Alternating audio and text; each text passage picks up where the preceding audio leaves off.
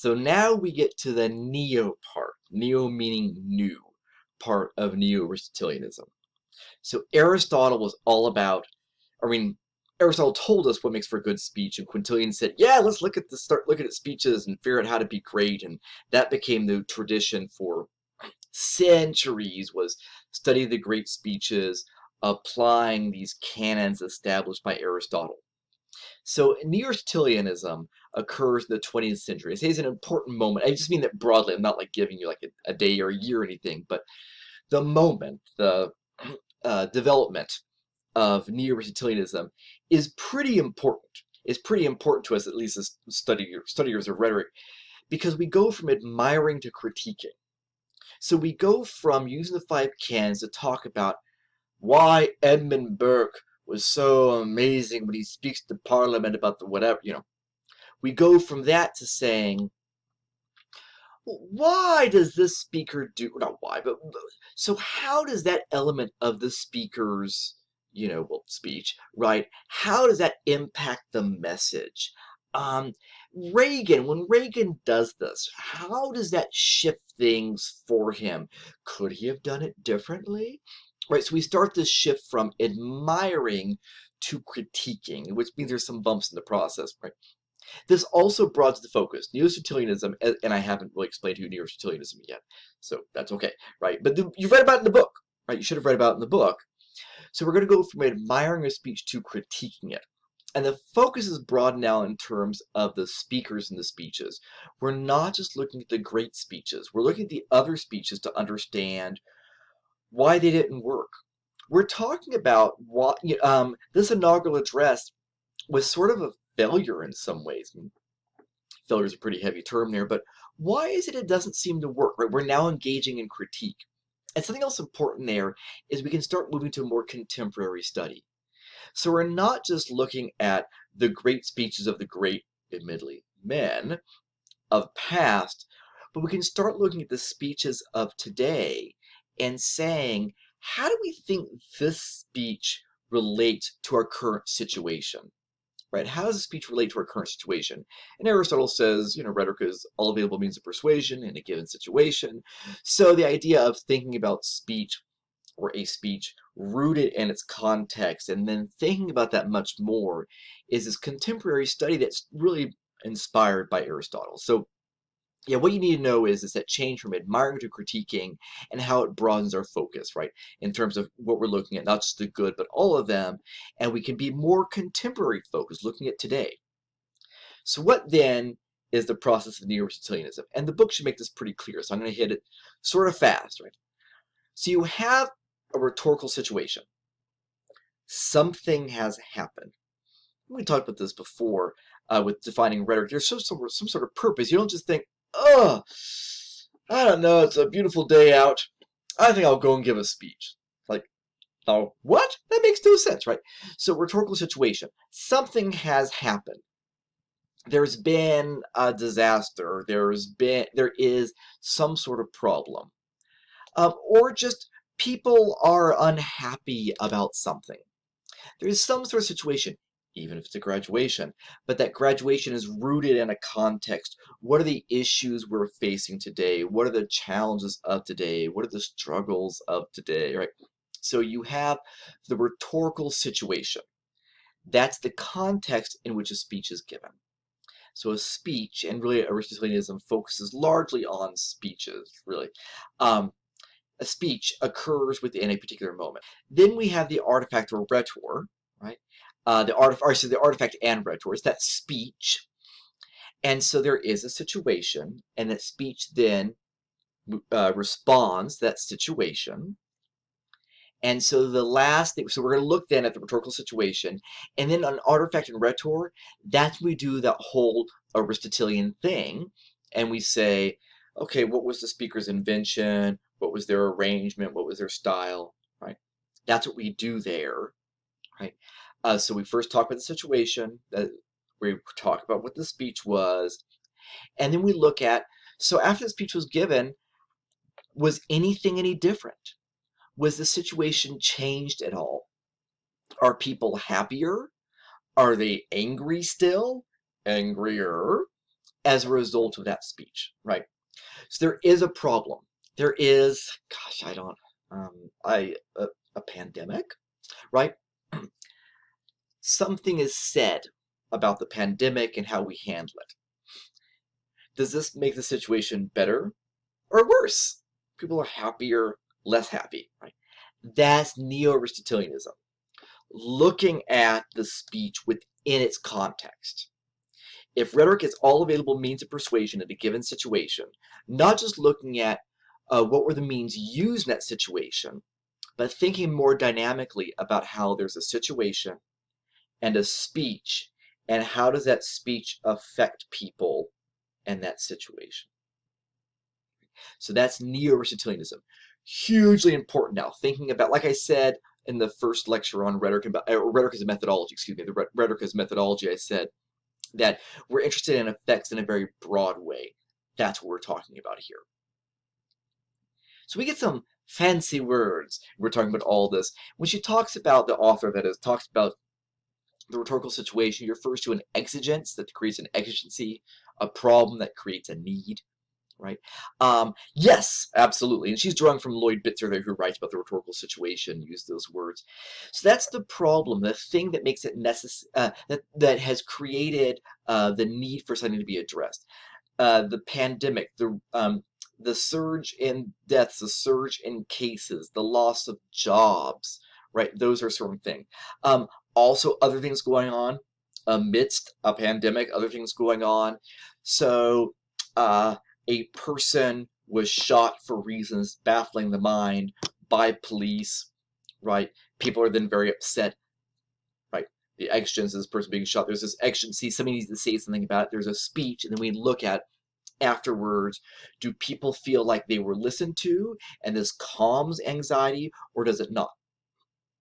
An example, Bobby Kennedy is campaigning for president, actually in the primary for president. He's in Indiana, actually in Indianapolis. He hears on the radio the news that Martin Luther King Jr. has been shot. He's just left a rally, and he says, turn the car around. It was a rally with a black audience, and he says, turn the car around. I'm going back. And so, if you watch the video, and it's a little broken up some, it's just an excerpt of it. He says, Martin Luther King Jr. has been shot. And there's a shock in the audience because they hadn't all heard the news yet. Right? And he's then there, and he's speaking off the cuff, which tells you this guy, when you see it, he's good. But he speaks off the cuff, and he talks, though, about understanding, having a brother, literal, as he's lost literally, or metaphorically, gunned down, and the anger and the rage you feel. And he says to be inspired by King, and to not turn to violence in this moment. So we can look at the exigence, right? King is shot. And exigency, you don't have to really parse it a whole lot, but right, there's this, so people have this need, this anxiety, this fear, this grief, this anger. Enter Kennedy's speech. And we can see what happened. Rioting breaks out in cities across the United States, but not Indianapolis. And so we might say that we can't prove, and there's not always a cause and effect in proving these things, but to say we can see how speaking to an audience, right, in a moment of grief and anger may have been able to help them process it in one way as opposed to another. And she also talks about Kairos.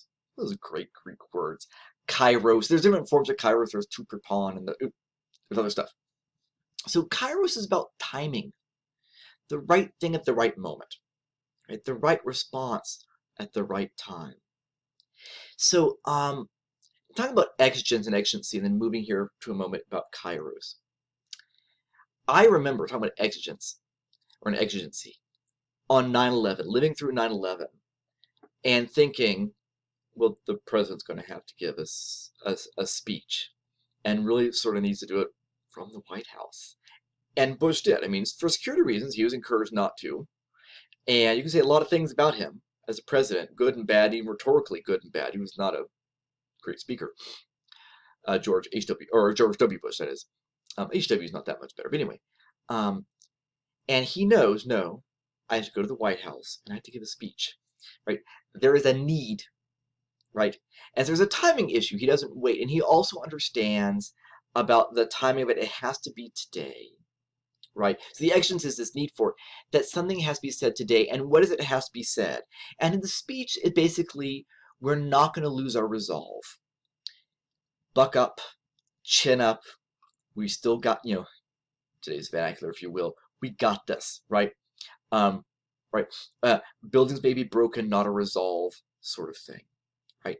That's an appropriate response in that moment, the right thing to say in that moment. And actually, the moment that I thought, rhetorically, will he be sort of born up from the ashes? No, he was not. Continue to be not a very good speaker. That's just what it is. It's not partisan. He's just not a very good speaker. There was that speech that George W. Bush gave. And really, it's just a remark that he gives when he's there at ground zero. And he's standing in a pile of rubble, and there's the workers around him. And he's using the bullhorn and he's speaking, and somebody says, "We can't hear you." And he says, "Well, I can hear you, and the people who did this, they're going to hear from all of us." In that moment, the perfect words to resonate with at least some audiences, right? So that's Kairos, the right response at just the right time. And you can see how outside of public messages how this applies, right? When somebody experiences a death, knowing just the right thing to say, even if it's saying nothing, and knowing when to wait to speak. Or we see it in our personal lives, but in terms of rhetoric and public communication, Kairos, knowing there's a need, and then what is the right response at the right moment. That's what Kairos is about. Right? The book also talks about proofs. I want to clarify very quickly. There's the inartistic proofs, just the facts, ma'am. Right? And so please, so that's right. It's the facts. Even if it's the story I tell, this thing happened to me. That's an inartistic proof. There is a statistic. It's an inartistic proof. The artistic proof, that's invention. It's logos and pathos and ethos. So this might become confusing. Well, wait a minute, though. Logos are logical arguments. Right. How are those facts used? So let's say, and I actually talked about this with grad school, not my undergrad, but let's say a speaker said to an audience of college students, right, in that situation, they said, "I put myself through college."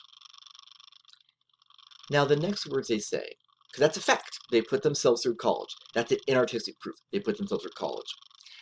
The logos has to do with how is that made as part of a logical argument. The book says it could be a fallacious argument, right?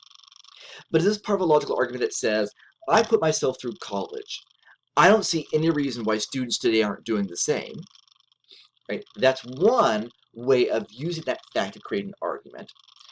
That same fact used in a different argument might be, I put myself through college. But today's students face a very different economic condition where that's nearly impossible for them to do. Different connection, right? One is saying you and I are comparable examples, right? These are comparable, they're comparable, we're comparing like comparable examples. So yes, what I did, you should do. And the other one says, we do not live in comparable examples, so don't accept that argument, right? So they're different logical strings there using that same fact. So inartistic proofs are just sort of, if you will, the facts themselves, what did or didn't happen, numbers that we have. The artistic has to do with how are those used, right? So the statistic even could, we have a statistic about how many children battle hunger, right? And the artistic proof, right? This statistic is the inartistic proof. There is that statistic, but the artistic proof, the emotional appeal in that case, could be talking about that number, right? And using that number and saying, that's how many children go to bed every night, ignoring the pit of hunger in their stomach, right? So that's the difference between inartistic and artistic proofs. But as we're wrapping things up here, I want to talk about one other set of terms. Right? How signs function. Right? So we think of superheroes, we think of Wonder Woman, and I gotta say, when you say Wonder Woman, who I think of, and I did happen to love the last Wonder, or the the reboot of the Wonder Woman series, because I haven't seen the more recent Wonder Woman stuff. But Linda Carter will always be Wonder Woman to me. Okay, there's a great theme song maybe I'll share with you. Right. So she functions as an icon, or iconically, of what we believe a superhero would be. And here she is. She is the red, white, and blue, right? Clear eyes. And again, it's how often the icon we often have of superheroes, which is very traditionally beautiful, right? Yeah, and so she is an icon because she represents this notion we have of the ideal female superhero in this country. Right? She's an icon of that. An index of it, or how something functions indexically, is some sort of symbol we can use that points to that. Right? The Wonder Woman logo. So when that logo is on a car, on a mug, a tattoo, it connects to these images of the women, these icons of Wonder Woman. That's about this idea we have of the Wonder Woman. Hoping that makes sense. And then we get to the symbol, how things function symbolically. And so when we talk about somebody as being a Wonder Woman, right? Here she's baking, she's reading, she's taking care of her child, she's grocery shopping, she's cleaning, she's doing her job, she's being made to do too much. And by the way, we have a thing here about praising women for doing it all, and not the fact that we're making her die inside trying to do it all. And men not always put in those same situations, but have their own struggles. But anyway, sign up for gender. We'll talk about it. But symbolically, she's a real Wonder Woman, right? You see how now we have this longer string from the idea of the superhero, those icons we have of the superhero, the image, right, that acts as an index to represent the superhero, and how then we construe that more broadly, that symbol, that symbolic, right, use of the sign. Right? And finishing up here with something fun to think about symbols, signs, and how they function. Just sort of simple, right? I saw this the other day on Facebook. I thought it was fun. I'm sharing with you. So the evil scientist notes for press conference. Say laboratory, not layer. Say assistants, not henchmen and goons. Say game-changing technology, not doomsday machine. Say general public, not helpless victims. Say challenge entrenched hierarchies, not bring the world to its knees. I bring it to you just to say, as we're closing all this down, thinking about, for this lecture that is, thinking about how word choices matter, how the symbols that we use frame things in very different ways, the way that they are loaded with different meanings. All right? All right.